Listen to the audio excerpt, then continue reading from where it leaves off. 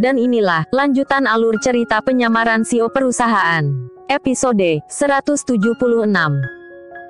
Di episode sebelumnya, Aditya yang sedang berbicara dengan Dr. Yamin perihal pembangunan rumah sakit di Desa Mekar. Saat itu, Aditya menanyakan berapa anggaran yang diperlukan untuk membangun rumah sakit tersebut. Mendengar ucapan itu, Dr. Yamin pun berkata, untuk membangun rumah sakit kelas menengah, dibutuhkan anggaran 200 hingga 225 miliar. Itu sudah dihitung dengan beberapa peralatan radiologi, seperti CT scan, fluoroskopi, MRI, USG, panoramik, laboratorium, dan unit-unit lain, namun di luar harga lahan. Mendengar ucapan itu, Aditya pun berkata, baiklah, anggarannya akan segera saya siapkan. Dan apa bisa, untuk sementara waktu, Pak Dokter membuka praktek di Desa Mekar, hitung-hitung buat nungguin pembangunan rumah sakit, yang mungkin akan memakan waktu sedikit lama, ucap Aditya. Sementara Dr. Yamin mendengar ucapan Aditya, ia pun menganggukkan kepala, tanda mengiyakan permintaan tersebut. Di sela obrolan mereka, tiba-tiba terdengar, handphone Aditya berdering, tanda ada panggilan masuk, yang berasal dari Pak Sekdes. Halo Pak, ucap Aditya, setelah menerima panggilan tersebut.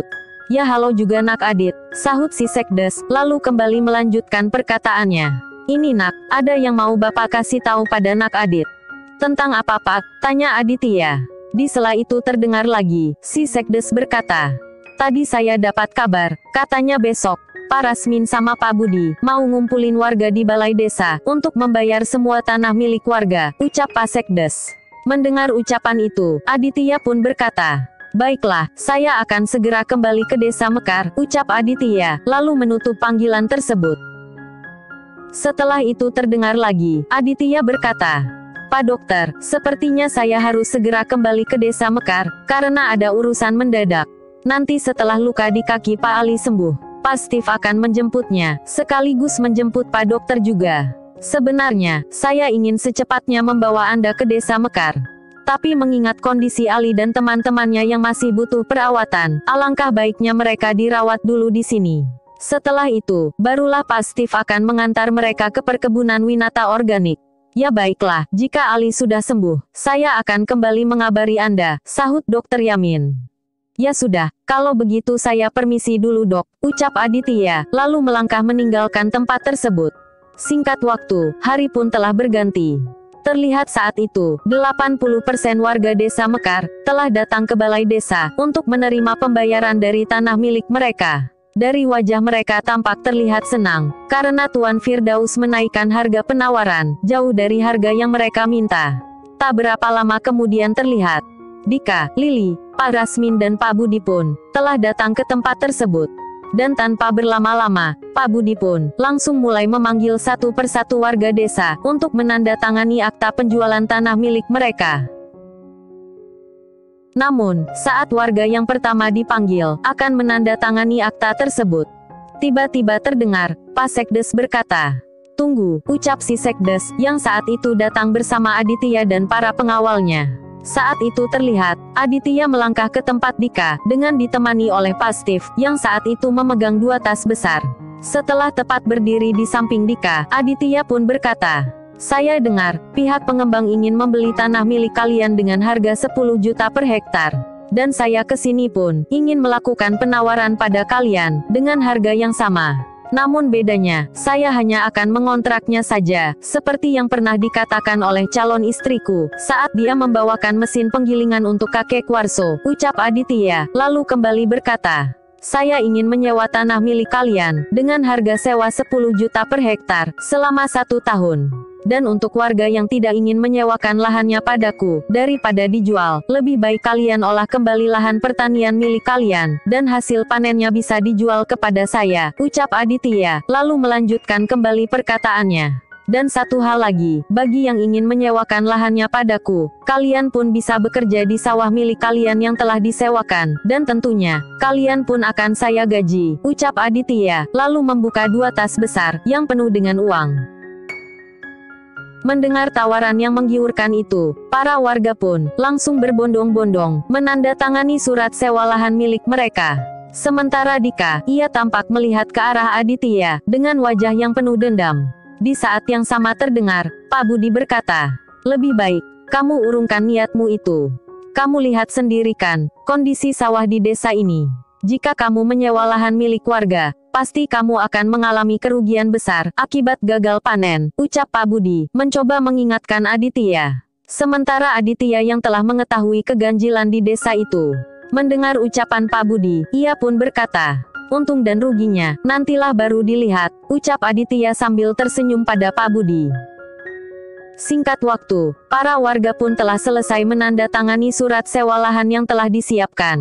Dika yang tak mendapat satu tanda tangan pun, langsung bergegas melangkah, berniat meninggalkan tempat tersebut, dengan ekspresi wajah terlihat kesal. Di sela langkah kaki mereka, Lili tampak menyodorkan lipatan kertas pada Pak Steve, entah apa isi kertas tersebut. Sementara Aditya, setelah membayar dan mengambil tanda bukti sewa lahan milik para warga, ia pun berkata pada Pak Sekdes. Pak, kalau boleh, saya ingin meminta bantuan lagi pada Anda, ucap Aditya. Bantuan apa? Jika saya mampu, pasti saya akan membantu Nak Adit, tanya si Sekdes. Mendengar ucapan itu, Aditya pun berkata, saat ini, saya membutuhkan lahan untuk membangun rumah sakit, ucap Aditya. Mendengar ucapan Aditya, si Sekdes pun berkata, kalau untuk fasilitas seperti itu, Nak Adit pakai saja tanah milikku, yang kebetulan berada di samping jalan. Nanti akan saya tunjukkan lokasinya, ucap si Sekdes.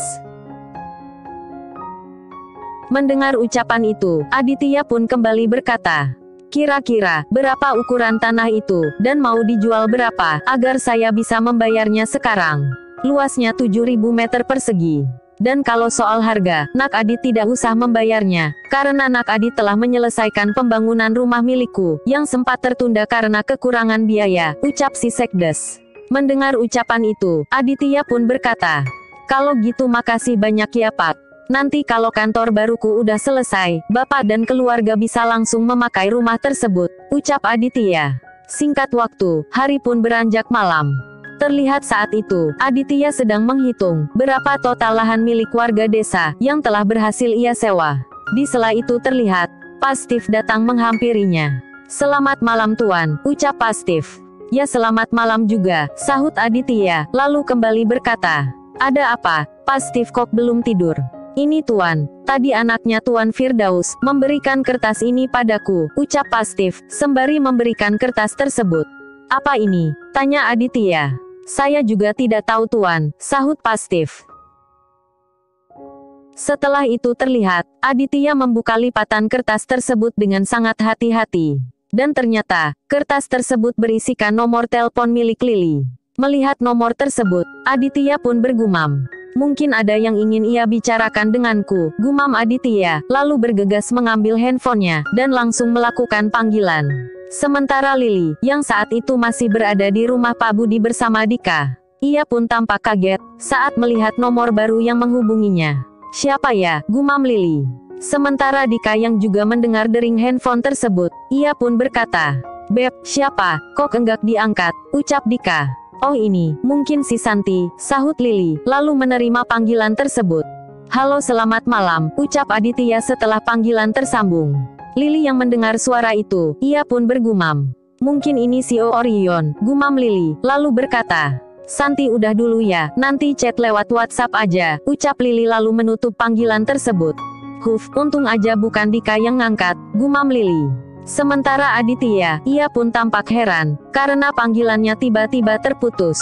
Di sela itu, tiba-tiba terlihat, notifikasi pesan WhatsApp, yang masuk ke handphone milik Aditya. Hai, kamu si Orion ya, bunyi pesan tersebut, yang berasal dari Lili. Ya benar, balas Aditya. Sorry ya tadi aku matiin teleponnya, soalnya aku lagi sama-sama Dika, balas Lili. Ya tidak apa-apa, oh ya, ada perlu apa, kamu memberikan nomor handphonemu pada kepala keamananku, balas Aditya. Melihat pesan itu, Lili pun tampak tersenyum, lalu kembali membalasnya. Enggak kenapa-kenapa kok, saya cuman mau minta maaf, dengan perkataan ayahku kemarin, balas Lili. Iya santai aja, dan tolong bilang sama ayahmu, jangan lagi mengusikku, balas Aditya, lalu kembali mengetik pesan baru. Kemarin saya mengira, kalau ayahmu tak akan lagi mengutus orang untuk ke desa Mekar. Ternyata, dia malah mengutus kamu dan Dika. Saranku kamu hati-hati saja, jangan terlalu percaya sama Dika, tulis Aditya. Melihat pesan tersebut, Lily pun bergumam. Iya ya, kemarin saat Dika melihat wajahnya Sio Orion, dia tampak seperti ketakutan, dan dia pun sempat menyebut nama si Sio ini, gumam Lily. Namun baru akan bertanya pada Aditya, tiba-tiba, Dika datang mendekatinya. Chat sama siapa sih, serius benar, ucap Dika. Oh ini, sama si Santi, ucap Lily, lalu segera keluar dari aplikasi WhatsApp. Sementara Dika, ia pun tampak curiga dengan gelagat Lily. Oh awas aja, kalau kamu sampai chatnya sama cowok lain, gumam Dika. Singkat waktu, malam pun telah berlalu. Terlihat pagi itu, Aditya mengambil handphone miliknya, untuk menghubungi Nico. Pagi Dit, ucap Nico, yang saat itu masih berbaring di tempat tidur. Ya halo juga Nick, lu nya baru bangun ya, ucap Aditya. Iyalah, lo kira ini udah jam berapa? Baru setengah 6 nih. Kalau sudah ngebet nelpon jam segini, pasti lo ada maunya lagi nih, ucap Nico. Mendengar ucapan itu, Aditya pun tertawa, lalu berkata, lo nya tahu benar ya, apa yang gua mau, ucap Aditya, lalu melanjutkan perkataannya. Bisa enggak, lo buatin desain rumah sakit? Mendengar ucapan itu, Nico pun berkata, desain rumah sakit untuk siapa? Buat gua, sahut Aditya, lalu kembali berkata, rencananya, gua mau bangun rumah sakit di desa Mekar. Soalnya kasihan, kalau ada yang sakit, harus dibawa ke kota. Lo tahu sendiri kan, nih desa jauhnya kayak apa. Mendengar ucapan itu, Nico pun berkata, Dit, enggak semua orang bisa lo bantu, lagian, mau sampai kapan lo bantuin orang-orang, ucap Nico. Mendengar ucapan itu, Aditya pun berkata, sampai gua enggak bisa lagi buat bantuin mereka, ucap Aditya, lalu kembali berkata, buruan lu buatin desainnya ya. Oh ya, sekalian, lu pesanin gua 50 unit traktor, buat ngebajak sawah, soalnya gua harus ngejar target, ucap Aditya.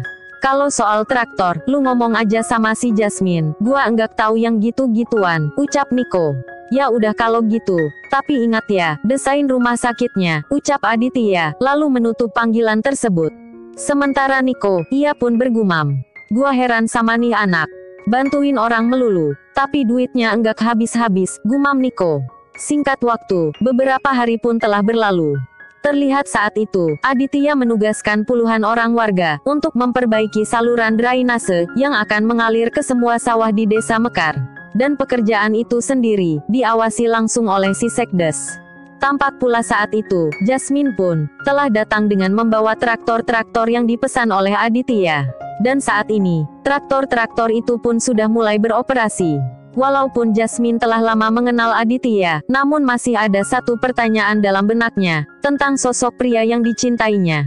Karena pertanyaan yang terus mengganjal, saat itu, Jasmine pun memberanikan diri untuk bertanya. Yang, boleh enggak aku nanya satu hal padamu, ucap Jasmine.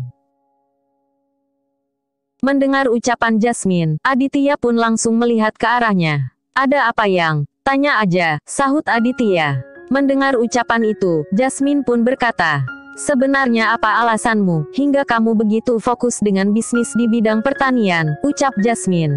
Dan di saat yang sama, si Sekdes yang saat itu datang menghampiri mereka, ia pun berkata, iya Nak Adit. Bapak juga bingung sama Nak Adit ini, sudah jadi CEO sekaligus pemilik dari perusahaan besar, namun masih saja mau panas-panasan di sawah gini, ucap si Sekdes. Mendengar ucapan itu, Aditya pun berkata, nanti juga kalian akan tahu, karena jawaban itu adalah inti sebenarnya dari cerita ini, ucap Aditya, yang membuat Jasmine dan si Sekdes tampak penasaran.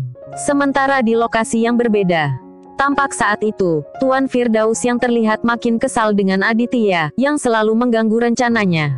Di sela itu terdengar, Dika berkata, sebaiknya, kita lupakan dulu desa Mekar, dan beralih ke 74 desa lain, yang sudah setuju untuk menjual tanahnya.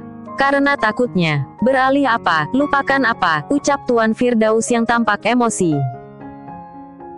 Setelah itu terdengar lagi, Tuan Firdaus berkata, kamu berani menyuruhku, dia satu-satunya orang yang berani melawanku, dan aku tidak mungkin melupakan semua hal yang dia lakukan padaku, ucap Tuan Firdaus, sembari membanting gelas yang saat itu ia pegang.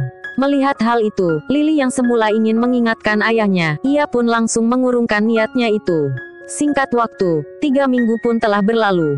Terlihat saat itu, beberapa ratus hektar sawah, telah siap untuk ditanami. Sementara yang lainnya masih dalam proses penggarapan. Tampak saat itu, beberapa warga desa sebelah yang kebetulan lewat, datang menghampiri si Sekdes, dan berkata, "Pak Sekdes, ternyata warga desa sini masih semangat untuk nanam ya," ucap orang tersebut, namun dengan senyum yang tampak mengejek. Di sela itu terdengar lagi, salah satu dari mereka berkata, "Buang-buang tenaga saja, ujung-ujungnya pasti gagal panen lagi," ucap warga tersebut, lalu kembali melanjutkan perjalanannya. Sementara Aditya, yang saat itu berada di kantornya, tiba-tiba terdengar, handphonenya berdering, tanda ada panggilan masuk. "Halo dok, bagaimana kabarnya?" sapa Aditya, sesaat setelah panggilan tersambung. "Alhamdulillah sehat pak," sahut si penelpon, yang tidak lain adalah Dokter Yamin. Setelah itu terdengar lagi, Dokter Yamin berkata, "Ini Pak Adit, saya cuman mau ngasih tahu, kalau Ali dan teman-temannya udah sembuh, dan sudah bisa dibawa ke tempat yang Pak Adit katakan dulu." "Oh gitu ya dok," ucap Aditya, lalu kembali melanjutkan perkataannya. "Kalau gitu dokter tunggu saja, hari ini juga, saya akan menyuruh Pak Steve untuk mengantar Ali dan temannya ke perkebunan Winata," ucap Aditya. Lalu, bagaimana kelanjutan kisahnya? Nantikan di episode selanjutnya.